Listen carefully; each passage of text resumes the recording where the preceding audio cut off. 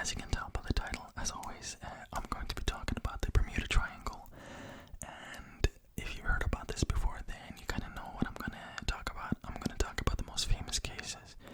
But if you haven't heard about this, then this is going to be very, very interesting for you because, I mean, even knowing all these stories, reading back on them, making sure that I get all the information correct and stuff like that, it really just opened it back up for me. It's just such a fascinating place in the Atlantic Ocean. It is just absurd what happens there, and it happens to this day.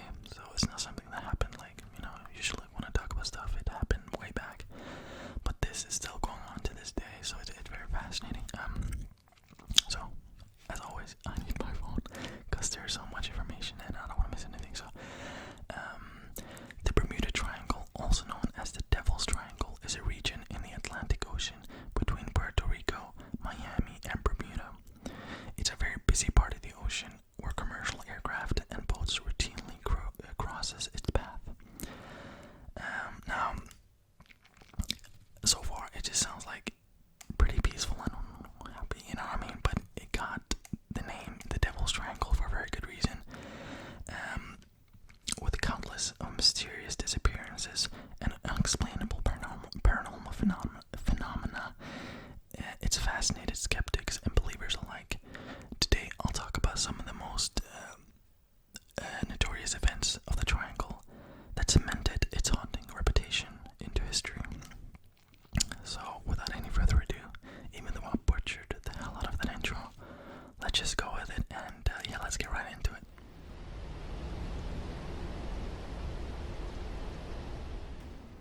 So in this video there's not a lot of people to talk about. It's more like mysterious events that have occurred in the Triangle. And as I said, the Triangle is a part of the Atlantic Ocean. And like if you draw like a line between, let's say Miami, Puerto Rico, and the Bermuda, and you get this triangle. It looks like an alien head. Alright. You get a triangle, and that's what we call the Bermuda Triangle or the Devil's Triangle, which is a bit more scary name. It's more known as the Bermuda Triangle though. So I'm first going to go into one of the first reported cases in the Bermuda Triangle that we can at least go back to and look at. It might not be the first one that anyone ever experienced, but it's considered to be one of the first ones at least. So the first reported account of something weird happening within the Bermuda Triangle was actually made by none other than Christopher Columbus himself. No, he's an asshole, but I'm not even going to get into that. While in the Triangle, him and his fellow crew members noted several odd occurrences. The compass on his ship would malfunction and literally just spin around. Pretty much it wasn't working. They saw several unexplainable lights floating under and above the ocean. The under one kind of creeped me out. And the sea, they noted, was extremely rough. It was rougher than where they'd ever been before. Now this could, of course, doesn't mean it's like a ghost or paranormal thing happening there, but they really noted that this was something very, very strange. So that was one of the first reported accounts of the Bermuda Triangle acting up a little bit. Now I'm gonna jump into or forward in time pretty much. But as I said, I'm gonna jump way ahead in time now. But there probably were a lot of events, or I know there were a lot of events in between this. But again, I just want to talk about the most famous cases, and of course I could be original and go into cases no one really talks about, but there's a reason why these cases are famous, and I kind of want to capture your attention and imagination and just tell you about the most extreme, because they're mental, they're mental. So on March 4th, 1918, the USS Cyclops, which was actually one of the Navy's biggest fuel ships at the time, went missing without a trace around, what does it say there? Barbados. Sorry about that. Eyesight not the best. Barbados. So it went missing around Barbados. What makes this disappearance so weird is that the captain of the ship never sent out a distress signal or tried to contact anyone saying that we're in trouble, pretty much.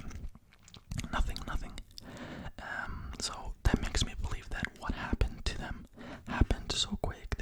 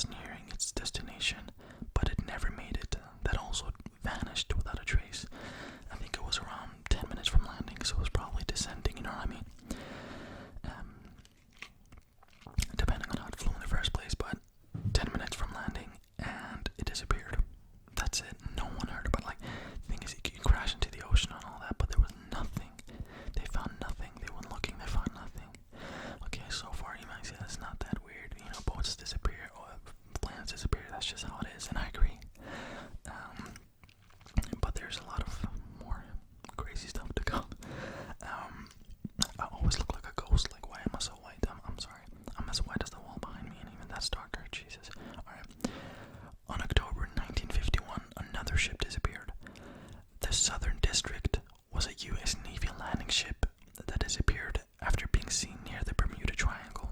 I'm assuming by other boats or planes. Around 4 years later, though, they actually found a life vest floating in the Florida coast. That was from this landing ship that disappeared 4 years earlier.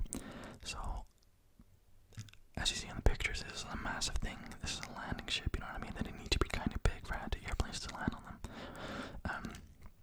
Of course, they land differently on there than they do on land, but of course, it still has to be fairly big. And it disappeared without a trace, and that one kind of freaks me out because they're very, very big, you know, those ships, and they're not really considered to be that easy to sink. But what's even stranger is that 4 years later, they did actually find one of the life vests.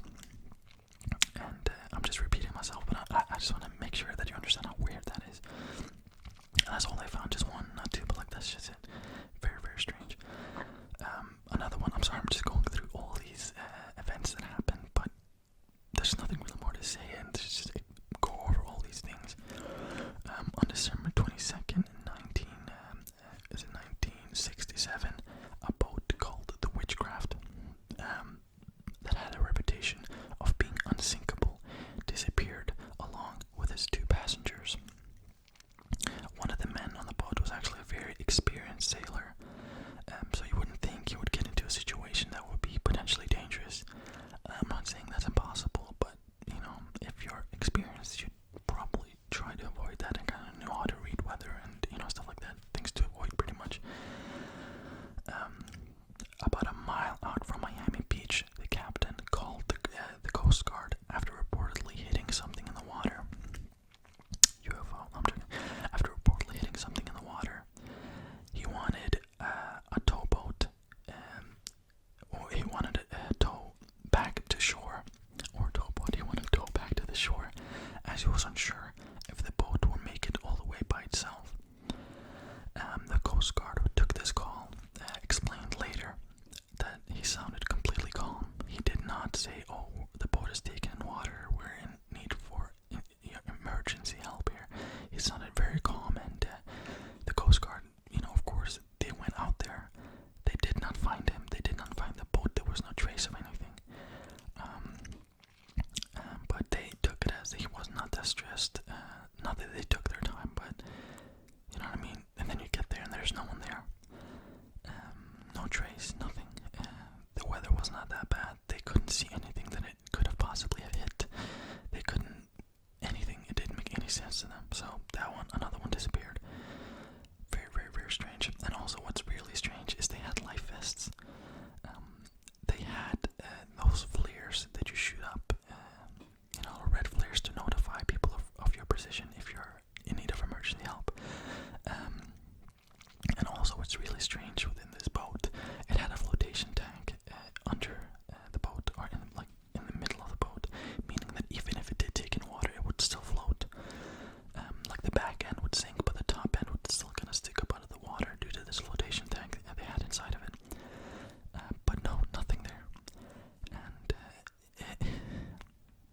what happened? Oh, I can imagine in my head it's like a UFO flying over it, and then flying off. Of course, that's probably not what happened, but it's very strange, especially considering that the weather was not even that bad, and they could not see what it could have possibly have hit. It was way too deep. It didn't make any sense. Now, the last story that I'll tell you about is probably the most famous story, and if you've heard about the Bermuda Triangle, then you've probably heard of this one, and that is a story of Flight 19. On December 5th, 1945, 5 military bombers took off from Fort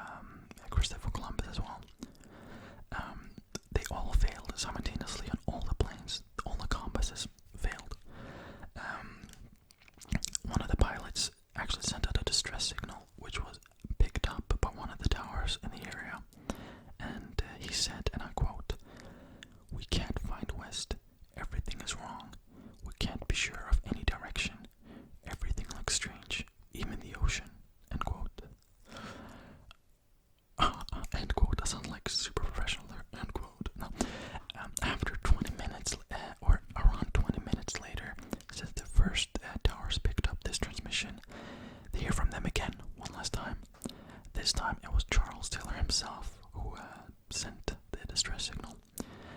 And he said, and I quote, "We can't make out anything. We think we may be about 225 miles northeast of base. It looks like we're entering white water. We're completely lost." And you think this guy was very experienced, especially in that area. And the base they took off from, they routinely did these flying missions out there. And not just one plane missing, but a lot. I think there were, I don't want to say anything wrong. I'll say 9. I'll put up the actual number. That's something that, of course, I should have researched. But I think 9. If it's not 9, then I'll put up the actual number. After receiving this, these signals, the base sent out some rescue planes to see if they could in any way find them and then assist them back to the base. Those planes also disappeared. The rescue planes that went to rescue these people, they disappeared too. Now, that's just where I want to leave the room and I say, what the fuck is that? Like, that is so strange. That is very, very creepy. Now, if the previous planes encounter some strange weather phenomena, it's not strange to believe that, of course, other planes that came after would also encounter this phenomena and probably succumb to the same fate. But that is very strange, regardless of how you look at it. The rescue plane that took off made some calls back to the tower right after takeoff, and after that, they never heard from them ever again. The Navy to this day have absolutely no clue as to what happened, and in their final report, they actually write, quote, we are not even able to make a good guess as to what happened," end quote. Now, there are many theories that tries to explain this with either a logical angle or a supernatural angle, and a ton. I'm not going to do all of the theories because some are just so insane. I'll give them a quick mention in the end, though. Now, the Bermuda Triangle, the weather within this triangle, is actually fairly known to sailors and pilots alike for being a very, very unpredictable place. The weather can go from beautiful to absolute shit within minutes, and it's extremely, extremely concerning. There's also a theory that has to do with magnetism, one of those. True north and magnetic north actually lines up in the Bermuda Triangle. This may explain why compasses tend to go wild and inaccurate when passing through the triangle. It's also there as that lightning could somehow affect the compasses of these planes, because you have these stories with planes flying through, the weather goes terrible within minutes, and their compasses just start spinning like, and they have no clue where they are because they're in a dark cloud. They can't see up, down, whatever. They just have to rely on their instruments, and those fail. So it's very easy to see how you can get disoriented. Let me see. Two more crazy theory. Some people actually believe the triangle to be a gateway or a portal to another universe. I'm not saying this is true. I just don't know. This theory is actually supported, though, by a man who survived the strange phenomena of the triangle. As he flew, he went into a cloud, which he described as an electronic fog,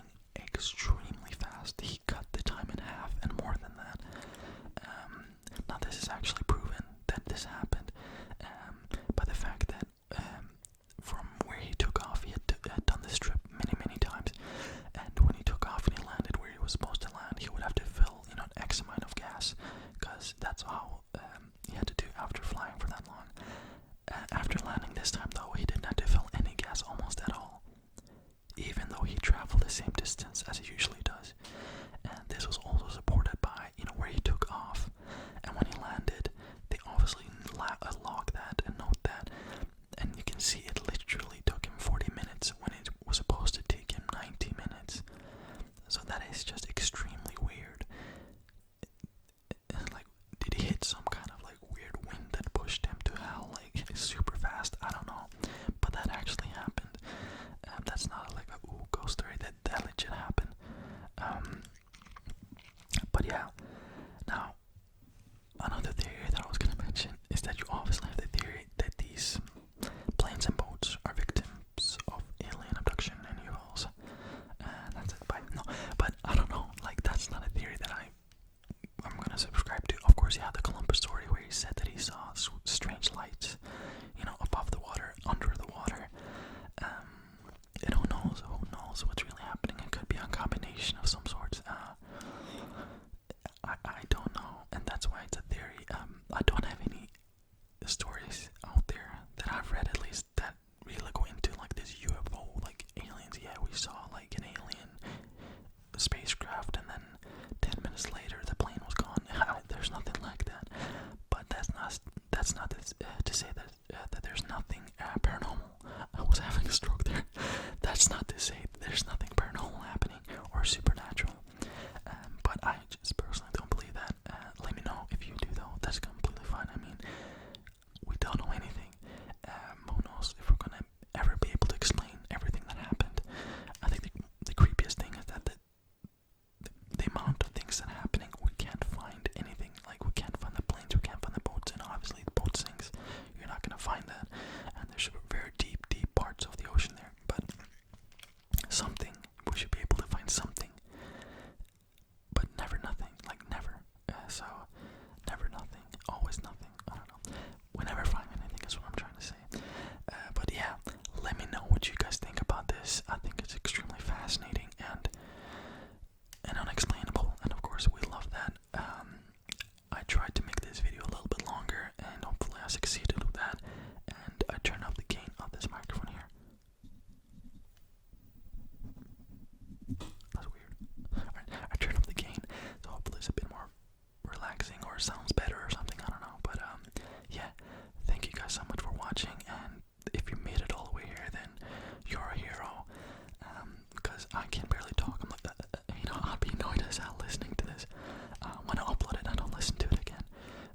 So again, thank you so much, and I just want to say that I appreciate you guys so much, and it makes me so happy, really, to get a comment or a like. Or you have no clue how much that means.